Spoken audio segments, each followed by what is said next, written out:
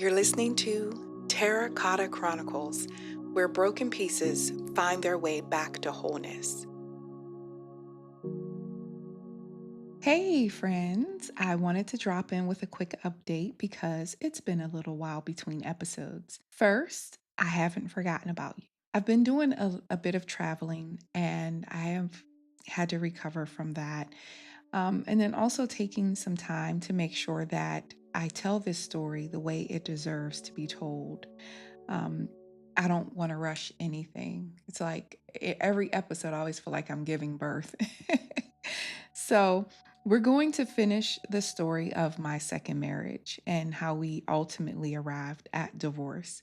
And then we're going to move fully into the spiritual side of this journey, the questions, the discoveries, the things that all challenged me, and the things that ultimately transformed me. That's really the reason why I'm sharing all of this. Somebody out there has gone through this, is going through this, and is probably feeling alone, like they're the only ones. And I'm here to tell you, you're not. I mean, if you've ever felt lost, confused, isolated, or like the foundations of your life were just shifting, right where you stand, everything's just changing around you, and you can't do anything about it, I just want you to know you're not alone.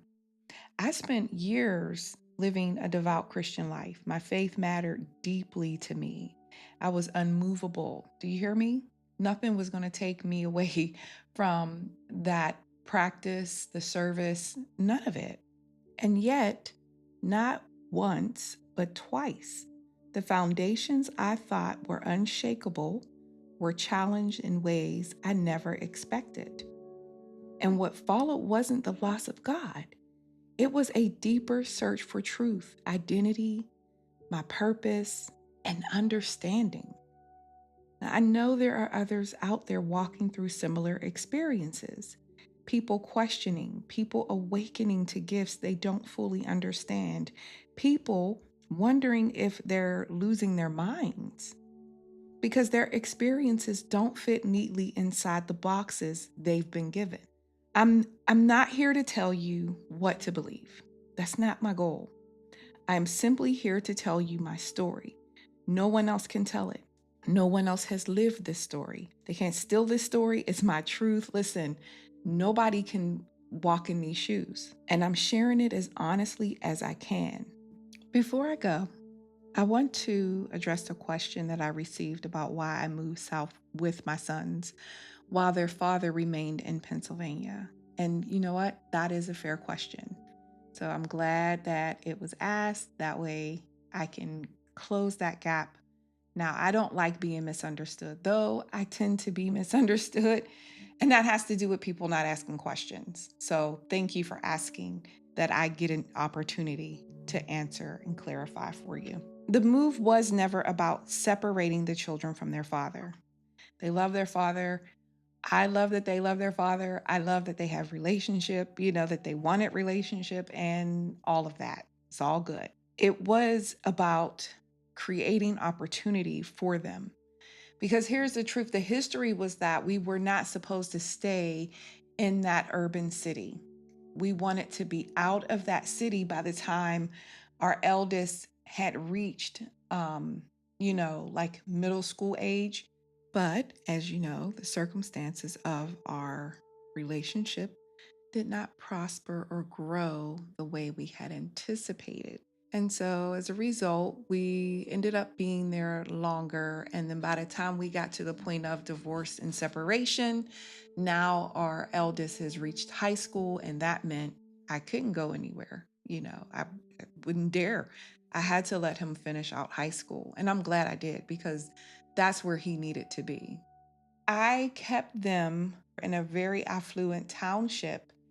And in order to be able to afford to stay there, you had to kind of take living quarters that were very cramped, so to speak. Um, so this last apartment that we were in was actually a renovated third floor apartment of a mansion. So it was just an apartment in a big old house. So we're sharing a house with another family downstairs and we are upstairs. And the family downstairs are the owners of the house.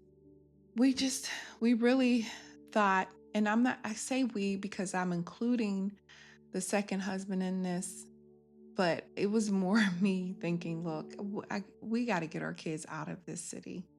We have to move from here. If we want them to thrive, if we want them to grow into young men who are able to experience more of themselves and gain confidence, we need to not be here. That way I can take my hands off a little bit and say, go be free, learn yourself, sons, you know.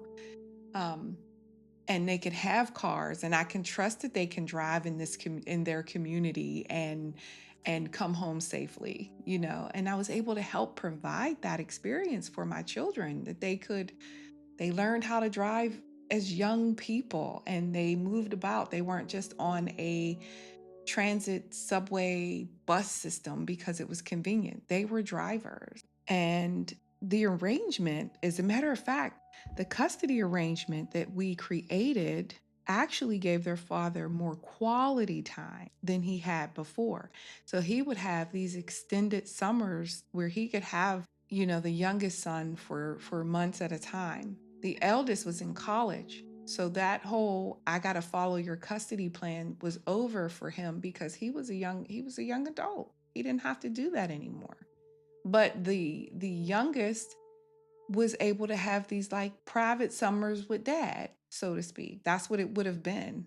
Honestly, he had a really sweet deal in this process. And even when it began, we were doing this amicably before he went and got a lawyer. It was simply, I just don't want to be married to you. That was it. Have access to your sons whenever you want. Just help with providing for them because, again, I'm trying to maintain a lifestyle for them where they're thriving in this neighborhood, which is outside of the city. We're in a township and it costs more to live there. So I need you to help support our children. I didn't ask for spousal support. I only asked him to help cover the children financially. Now, shortly after the divorce, he did remarry about 4 months later. And so I don't know if that had something to do with why he kept harassing me about the child support, but be that as it may, the harassment ensued. So now remember, my new husband is saying, cut him off, just let it go. So that's what we ended up doing. We offered him the opportunity to have the child support cut off in lieu of us being able to make this transition south. We gave him, the best custody opportunity because even before he had the summer options, he was only getting them like every other day of the week, right? And then in that process, he would have them going to school or extracurricular activities, or he'd be going to work. Now we're saying, look, we move, you get a couple of months just to hang out with your kids. Wouldn't that be awesome? Or hang out with your youngest because he's the one that still was under the custody arrangement. And like I said, if it were going to be, it had to be up to him in that regard. Like he agreed, especially the fact that we were cutting off the child support. He was like, yeah, he did that. He signed the paperwork. We moved south. The boys thrived. One has already graduated college with honors and is now happily married. The other graduated as valedictorian and is pursuing an engineering career on a full scholarship. Like any family, we have had challenges, but I've never regretted choosing what I believe would give my children the opportunity to flourish. That's my most important. That was my job, to cover them, to keep them safe, to help them grow into these adults who could flourish. So, thank you again for that question. And thank you so much for listening and letting me know you're listening.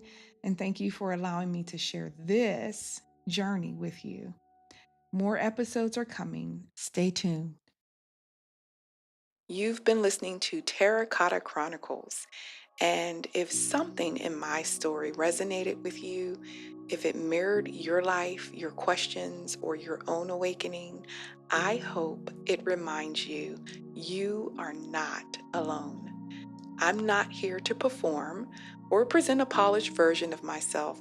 What I'm offering is honesty. And if you choose to stay with me, this story is still unfolding. I'll return with the next part. Be open, be well, and be at peace until we meet again.